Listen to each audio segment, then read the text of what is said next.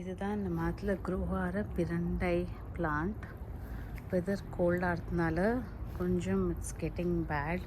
அதனால இப்போ நாங்கள் இதை கட் பண்ணிவிட்டு இதில் ஒரு சூப்பர் அமேசிங்கான ஒரு பச்சடி பண்ணி காமிக்கிறோம்.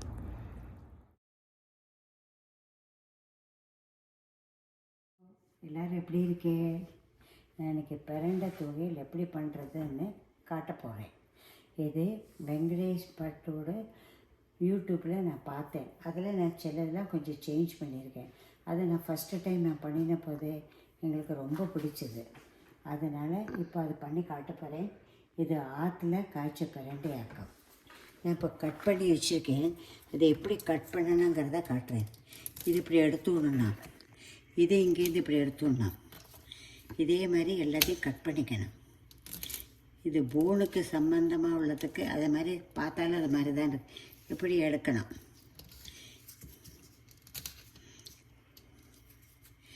எடுத்துட்டு இந்த இது இருக்கே, இது அப்படியே எடுத்துடணும். இது அப்படியே கையில் இந்த பிரண்டை சொரியாதனால நான் எண்ணெய் தடவிக்கலை. எல்லாம் கையில் கொஞ்சம் எண்ணெயை தடவிட்டு நான் இந்த மாதிரி எடுக்கணும். இந்த நார், இந்த ஃபைபர் எல்லாம் எடுத்துடணும். ஆமாம், இதெல்லாம் இது ரொம்ப சொரியும். இதெல்லாம் பழங்காலத்தில் இதெல்லாம் ஜூஸ் எடுத்து பப்படமெல்லாம் பண்ணியிருக்கா, அப்பளமெல்லாம் பொரிச்சிருக்காது. இப்போ ஆற்றுலேயே பண்ணுவாள். இப்போ இதை பற்றி யாருக்கும் தெரியறதில்ல. இப்போ எல்லாருக்கும் வயசானதுக்கப்புறம் போன்ஸ் எல்லாம் வீக் ஆகுதுன்னப்போ இப்போ திருப்பியும் பழையபடிய ஓல்டு இஸ் கோல்டு சொல்லுவாள். அது மாதிரி இருக்குது. இப்போது எடுத்துக்கலாம். நார் இருக்கக்கூடாது. இதுலேயே பார்த்தா அப்படி இருக்குது, நார் இருக்குது. குட்டி குட்டி பீஸாக எடுத்துக்கணும். எலஷாக இருக்கிறது மாத்திரம். ஆமாம், எலஷாக இருக்கிறது தான் டெண்டர் பிரண்டை. பிரண்டைய இங்கிலீஷில் ஆடமெண்ட் க்ரீப்பர், தெலுங்கில் நல்லேரோ சொல்லுவாள். இப்போது எப்படி பண்ணால் காட்டுறேன். நான் இப்போ எண்ணெயை விட போகிறேன். இது அதோட மெஷர்மெண்ட்டு. பிரண்டை கட் பண்ணினது 120 கிராம் இருக்குது. ஒரு அளவு, ஒரு எலும்பிச்சம்பழம் அளவு புளியை ஊற வச்சுருக்கேன். ஒரு கொத்துக்கு மேலே, ஒரு குட்டி கிண்ணத்தில் கொத்துக்கு மேலே கொத்தமல்லி, தேங்காய் துருவல், 3 ஸ்பூனு உளுத்தம்பருப்பு. நான் சொல்கிறது 120 கிராம், 100 கிராமுக்கு மேலே உள்ள கணக்காக்கு சொல்கிறேன். 3 ஸ்பூனு எள்ளு. கருப்பெள்ளு இருந்தால் கருப்பு எள்ளு போடலாம். நான் வெள்ளை எள்ளு தான் போட்டிருக்கேன். இது 50 கிராம் பூண்டு, ஃப்ரோசன் பூண்டு தான் போட்டிருக்கேன்.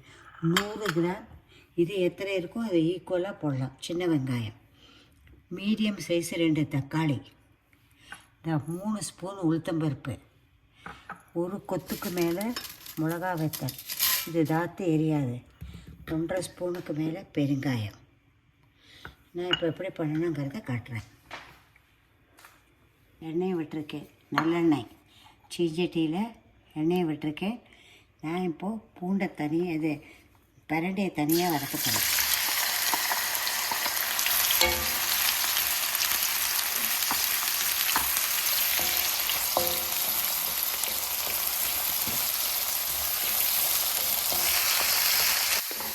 பிரண்டை இந்த அது மாதிரி வதக்கியாச்சு. நான் முதல்ல வதக்கி விடுறேன். சொரிச்சல் இருந்தாலும் பிரண்டை சொரியறதுனால எனக்கு ஒரு டவுட்டு. ஆனால் நான் முதல்ல இது மாதிரி பிரண்டையை வறுத்துக்கிறேன். நான் பிரண்டை வறுத்த எண்ணெயிலேயே உளுத்தம்பருப்பு போடுறேன். 3 ஸ்பூன் உளுத்தம்பருப்பு. உளுத்தம்பருப்பு ஒன்று சிவக்கட்டும். பூண்டு ஒன்று வறுத்தாச்சு. உளுத்தம்பருப்பு வறுத்தாச்சு. இது மாதிரி வறுக்கிறத மிளகா வத்தல் போடுறேன். நான் ஒரு 10, 20, 25 இது விருதில்லை. அதாவது ஒரு 10, 25 மிளகா வத்தல் போட்டிருக்கேன். இது வறுக்கணும். உங்களுக்கு காரத்துக்கு தகுந்த மாதிரி நீங்கள் எடுத்துங்க மிளகா வத்தல். இந்த உளுத்தம்பருப்பு கொஞ்சம் டேஸ்ட்டு கொடுக்கும்.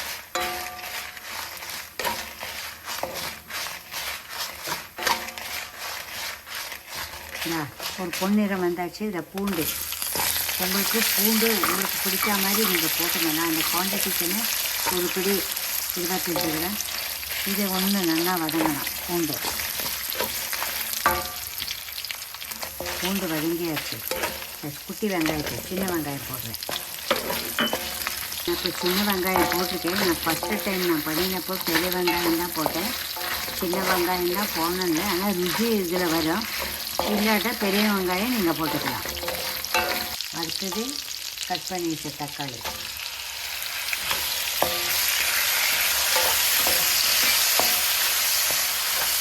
தக்காளி வதங்கியாச்சு. இப்போ வதக்கின பிரண்டை போடுறேன்.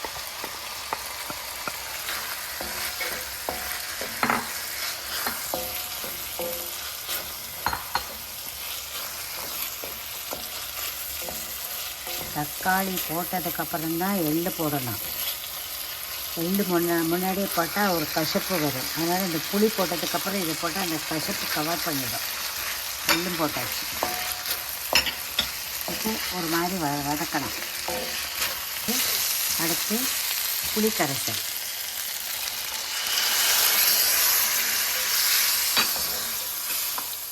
இது பச்சை வாசனை போகிற வரைக்கும் ஒன்று திளைக்கட்டும். உப்பு வேணுங்கிற உப்பு.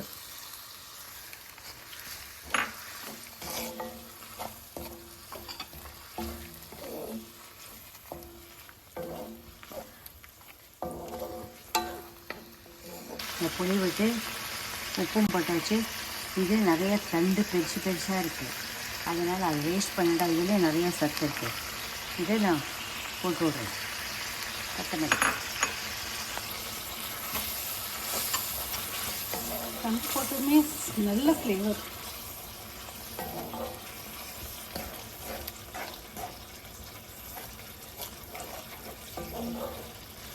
இது கொஞ்சம் சுண்டி வரட்டும். அண்ட் இதில் தண்ணி படவே படாது. ஆமாம், இது நல்லா சுண்டினதுக்கப்புறம் வெல்லம் விட்டு அரைக்கவே கூடாது. தண்ணி விட்டு அரைச்சேன்னா, ஏன்னா தேங்காயும் போட்டிருக்கோம், வெங்காயமும் இருக்குது.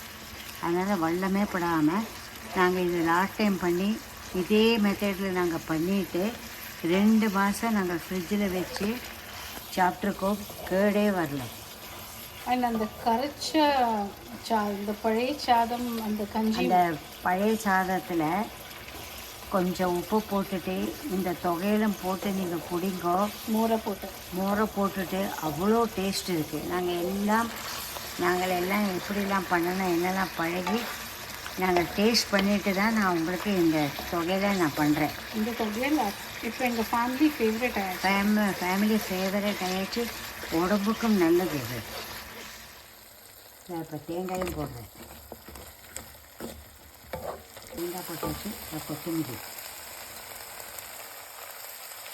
கொத்தமல்லி போட்டு நான் பெருங்காயம் தாராளமாக போட்டு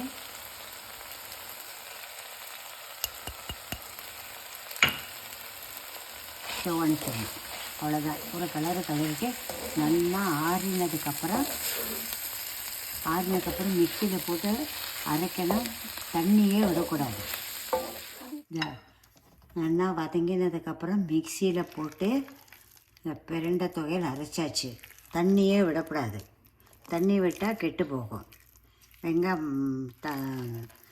தேங்காயெல்லாம் போட்டதுனால நான் போட்ட உப்பு எருவு எல்லாம் கரெக்டாக இருக்குது. இதான் இப்போது நல்லெண்ணெயில் கடுகு, உளுத்தம்பருப்பு, மிளகா வத்தல், கருவேப்பிலை, நான் கொஞ்சம் பெருங்காயம் போட்டேன்.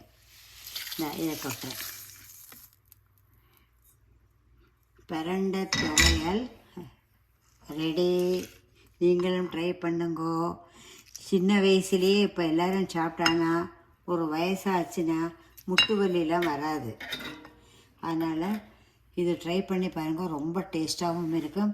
பழைய சாதத்தில் மோர் விட்டு உப்பு போட்டு இதை கொஞ்சம் மிக்ஸ் பண்ணி குடிங்கோ. அவ்வளோ டேஸ்ட்டு. எங்களோட அனுபவம் இதெல்லாம். பாய்.